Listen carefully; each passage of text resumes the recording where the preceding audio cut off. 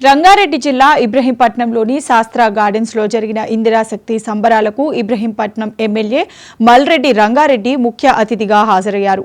ఈ సందర్భంగా ఆయన మాట్లాడుతూ కాంగ్రెస్ ప్రభుత్వం ప్రజా ప్రభుత్వమని అన్నారు.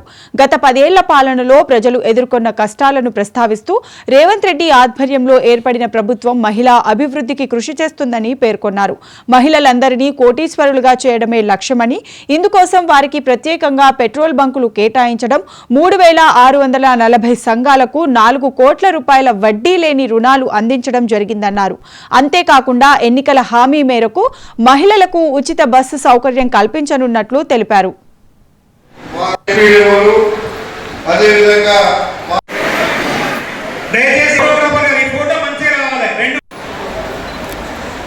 జరుపుకుంటున్నటువంటి శుభ సందర్భాన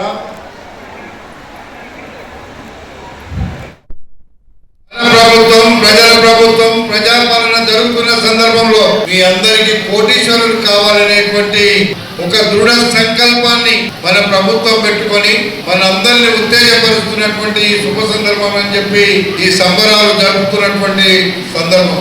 ఈరోజు మా అక్క చెల్లెలను చూస్తుంటే నాకు చాలా ఆనందంగా ఉంది.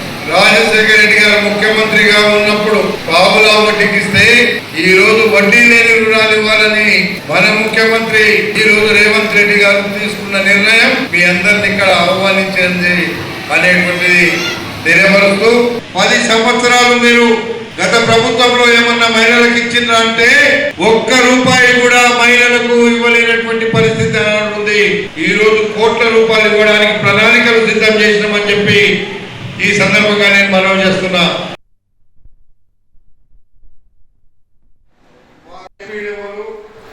అదేవిధంగా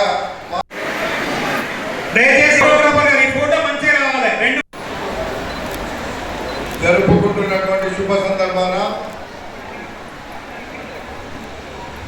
మాకు పెద్ద ఎత్తున